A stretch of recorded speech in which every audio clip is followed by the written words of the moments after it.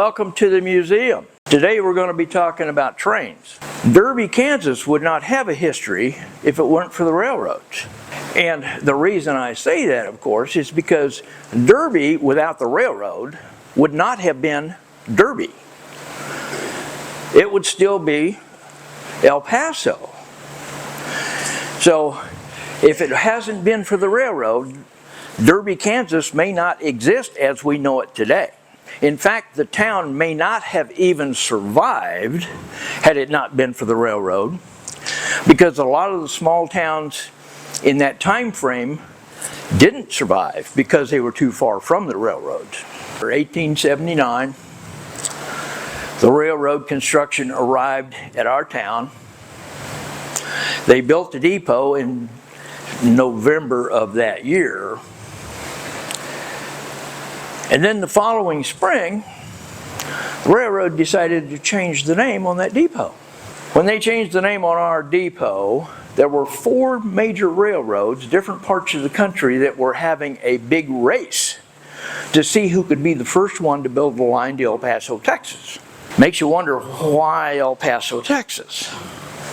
Because at that time, El Paso wasn't a whole lot bigger than El Paso, Kansas. El Paso, Kansas was about 200 population. El Paso, Texas was maybe 700. But it was just a sleepy little adobe border town. So why the big hubbub over El Paso, Texas?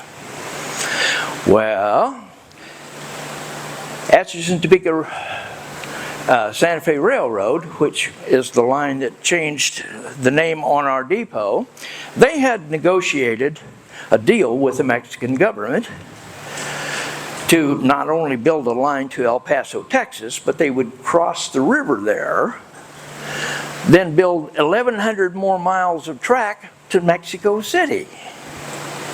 And that would open up a flow of international trade that was humongous at the time. So all of the other railroads wanted to be sure that they could be in El Paso to take a piece of that action. So El Paso, Texas was definitely on the radar, and part of their conversation wasn't because of their mail, but because of the plans for El Paso, Texas and everything south of that. Now, the mail could have been a problem,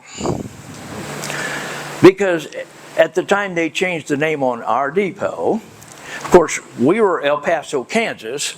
We were named in honor of El Paso, Illinois, but there was also El Paso, Wisconsin, El Paso, Arkansas, and El Paso County in Colorado, which was a hot spot at the time because of the mining activity. So I think it's safer to say that they changed the name because there were already too many El Pasos, period.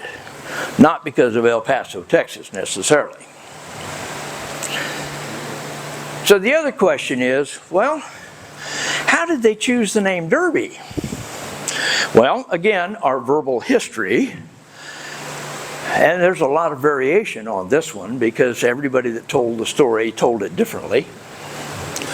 Well, that was supposedly an early settler who became the agent, depot agent, and Derby was his name. Another story said, well, no, Derby was the engineer on the train.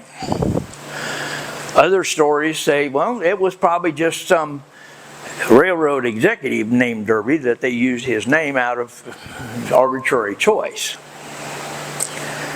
Well, the reality of all of it, in our research, we have never found any mention of any railroad agent named Derby, ever. If you look at the 1880 federal census for Sedgwick County,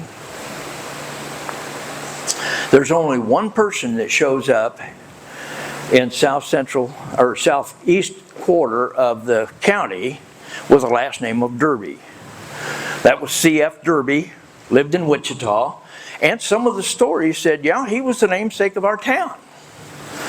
Problem with that story. C.F. Derby arrived in Kansas just 2 years before 1880. So he was a new kid in town.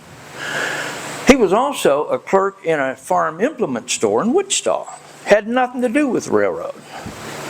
So chances are pretty slim that he had any influence on the name. Now granted, in later years he ended up buying that dealership and became a first-rung Wichita politician, but he still never had anything to do with the railroad. In my research, because I tried to research the railroad history to find out if there was anybody connected to the railroad period with the name of Derby. I never did find anything, but there's not a lot of resource. What I did find, about the time that the name was changed on our depot, there was a change of leadership at the top of the Atchison, Topeka, Santa Fe Railroad. The outgoing president, Mr. Tom Nickerson, was replaced by Tom Coolidge. Both of these guys were born and raised and came from prominent families in Massachusetts. Mr. Coolidge, the incoming president, before he joined the railroad, was real active in the textile industry. Textile industry was a big deal on the East Coast in early years. Well, both of these guys were born and raised about 100 miles from Derby, Connecticut. Derby, Connecticut was a small industrial town, still is, on the edge of the coast there.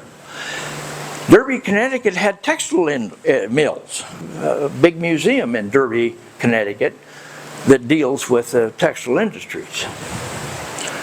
So my theory is these guys were definitely familiar with Derby, Connecticut. So if either one of them had anything to do with the selection of a name, that could very well have been it. I can't prove that. Have nothing to document it. But at least it gives us a better potential, I think, than saying, yeah, we don't have a clue. So anyway, that's kind of where I think the name came from.